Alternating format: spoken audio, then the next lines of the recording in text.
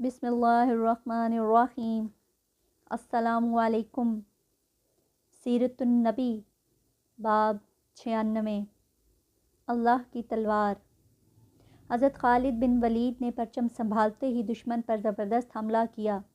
اس طرح جنگ کا پانسا صحابہ کرام کے حق میں پلٹ گیا۔ اس طرح کفار پر مسلمانوں کا رعب چھا گیا اور وہ مزید لڑائی سے کترانے لگے۔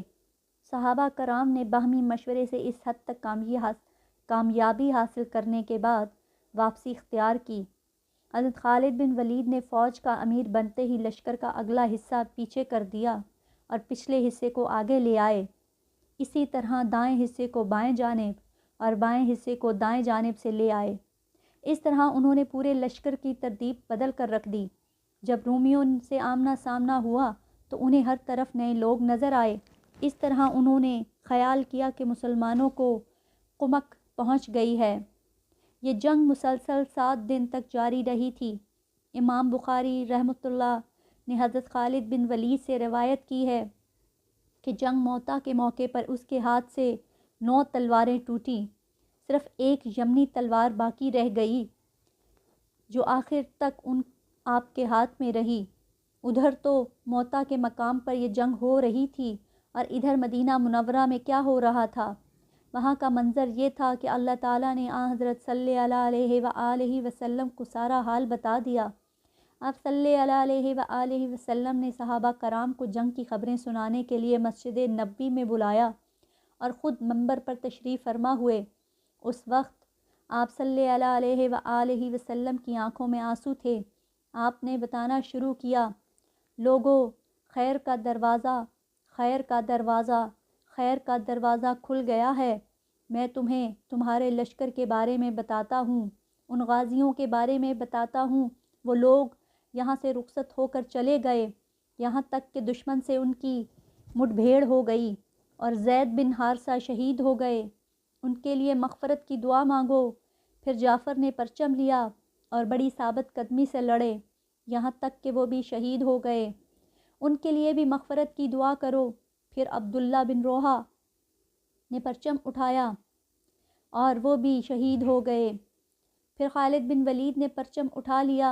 وہ لشکر کے امیر نہیں تھے، وہ خود اپنی ذات کے امیر تھے، مگر وہ اللہ کی تلواروں میں سے ایک تلوار ہیں، اس لیے اللہ کی مدد تیار ہے۔ اللہ تعالیٰ نے ان تلوار کو کافروں پر سونت دیا ہے۔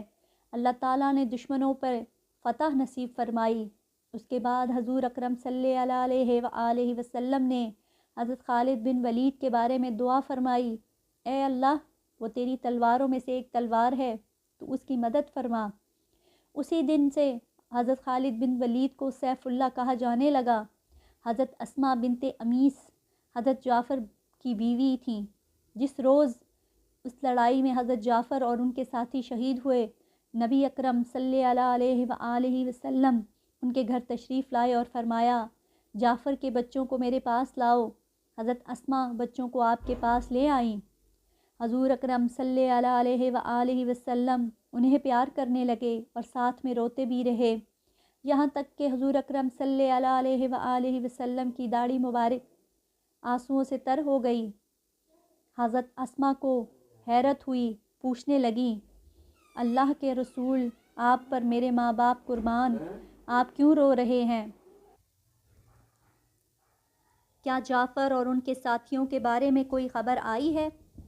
جواب میں حضور اکرم صلی اللہ علیہ وآلہ وسلم نے فرمایا، ہاں، وہ اور ان کے ساتھی آج ہی شہید ہوئے ہیں۔ وہ یکدم کھڑی ہو گئیں اور رونے لگیں۔ یہاں یہ بات قابل غور ہے کہ اس وقت حضرت جعفر اور ان کے ساتھی مدینہ منورہ سے بہت فاصلے پر ملک شام میں لڑ رہے تھے اور وہاں سے کسی طرح بھی خبر آنے کا کوئی ذریعہ نہیں تھا۔ اب ظاہر ہے اللہ تعالیٰ نے بذریعہ وہی خبر حضور اکرم صلی اللہ علیہ وآلہ وسلم کو دی تھی۔ آپ نے حضرت اسماء کو بلند آواز سے روتے دیکھا تو فرمایا، اے اسماء، نہ بین کرنا چاہیے اور نہ رونا پیٹنا چاہیے۔ جلدی ہی وہاں عورتیں جمع ہو گئیں، وہ بھی یہ خبر سن کر رونے لگیں، نوحہ اور ماتم کرنے لگیں۔ کسی نے حضور اکرم صلی اللہ علیہ وآلہ وسلم کو آ کر بتایا عورتیں بہت ماتم اور نوحہ کر رہی ہیں۔ آپ صلی اللہ علیہ وآلہ وسلم نے ان سے ارشاد فرمایا، جا کر انہیں خاموش کرو۔ وہ گئے اور جلد ہی واپس آ کر بولے، اللہ کے رسول، وہ خاموش نہیں ہو رہیں۔ حضور اکرم صلی اللہ علیہ وآلہ وسلم نے ارشاد فرمایا، جاؤ انہیں خاموش کرنے کی کوشش کرو، اور اگر نہ مانے تو ان کے منہ میں مٹی پھینکو۔ اس کے بعد آپ صلی اللہ علیہ وآلہ وسلم نے حضرت جعفر کے بچوں کے بارے میں دعا فرمائی، اے اللہ، جعفر بہترین ثواب کے حقدار ہو گئے ہیں، تو ان کی اولاد کو ان کا بہترین جانشین بنا۔ اس کے بعد آپ صلی اللہ علیہ وآلہ وسلم وہاں سے واپس تشریف لائے اور اپنے گھر والوں سے فرمایا، جعفر کی بیوی بچوں سے غافل نہ ہو جانا، آج وہ بہت غمگین ہیں، ان کے لیے کھانا تیار کر کے بھیجو۔ حضرت جعفر کے بارے میں آپ صلی اللہ علیہ وآلہ وسلم نے ارشاد فرمایا، اللہ تعالیٰ نے جعفر کے دونوں بازوؤں کی جگہ پر 2 پر لگا دیے ہیں اور وہ ان کے ذریعے جنت میں اڑتے پھرتے ہیں۔ حضرت عبداللہ بن عمر کہتے ہیں کہ حضرت جعفر کی لاش پر ان کے سینے اور مونڈھوں کے درمیانی حصے میں نوحے زخم آئے تھے، یہ تلوار اور نیزے کے تھے۔ حضرت جعفر اس روز بھی روزے سے۔ حضرت عبداللہ بن عمر کہتے ہیں کہ میں حضرت جعفر کے پاس شام کے وقت پہنچا، وہ میدان جنگ میں زخموں سے چور پڑے تھے۔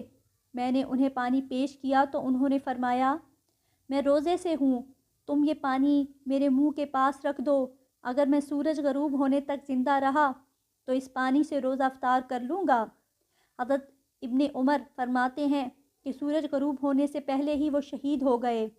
حضرت عبداللہ بن عمر سے روایت ہے کہ ایک مرتبہ ہم رسول اللہ صلی اللہ علیہ وآلہ وسلم کے ساتھ تھے، اچانک آپ صلی اللہ علیہ وآلہ وسلم نے آسمان کی طرف منہ اٹھایا اور وعلیکم السلام ورحمۃ اللہ فرمایا۔ لوگوں نے عرض کیا، اے اللہ کے رسول، یہ آپ نے کیوں فرمایا؟ جواب میں ارشاد فرمایا، ابھی میرے پاس سے جعفر ابن ابی طالب فرشتوں کے جھمگٹ میں گزرے ہیں، انہوں نے مجھے سلام کیا تھا۔ غزوہ موطا سے واپس آنے پر لشکر جب مدینہ منورہ کے قریب پہنچا تو وہیں آ کر اللہ کے رسول اور مسلمانوں نے ان سے ملاقات کی۔ شہر میں بچوں نے اشعار گا کر انہیں خوش آمدید کہا۔ اس وقت آپ صلی اللہ علیہ وآلہ وسلم اپنی سواری پر تشریف لا رہے تھے۔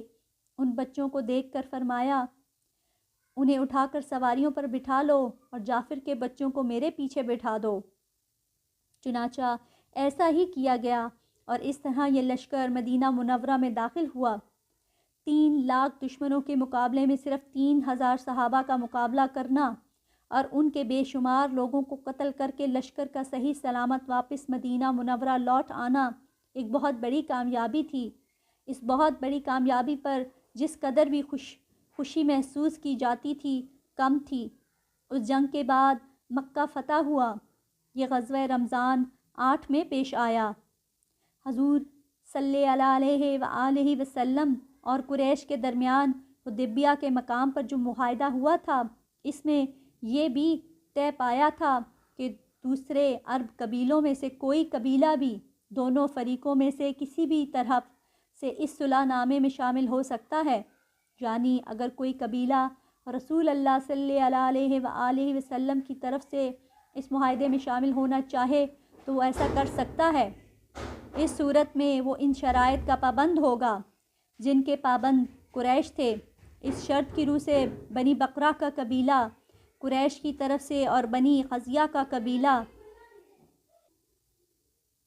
رسول اللہ کی طرف سے اس صلح میں شامل ہوا، جبکہ ان دونوں قبیلوں میں بہت بڑی دشمنی تھی۔ دونوں کے درمیان کافی قتل و غارت گری ہو چکی تھی، خون کے بدلے باقی تھے، لیکن اسلام کی آمد نے ان دشمنیوں کو دبا دیا تھا۔ اب ہوا یہ کہ بنی بکرہ کے اس ایک شخص نے رسول اللہ صلی اللہ علیہ وآلہ وسلم کی شان میں توہین آمیز شعر لکھے اور ان کو گانے لگا۔ بنی خزاع کے ایک نوجوان نے ان اشعار کو سن لیا، اس نے بنی بکر کے شخص کو پکڑ کر مارا، اس سے وہ زخمی ہو گیا۔ اس پر دونوں قبیلے ایک دوسرے کے خلاف اٹھ کھڑے ہوئے، کیونکہ دشمنی پرانی تو تھی، ان میں پہلے ہی چلتی آ رہی تھی۔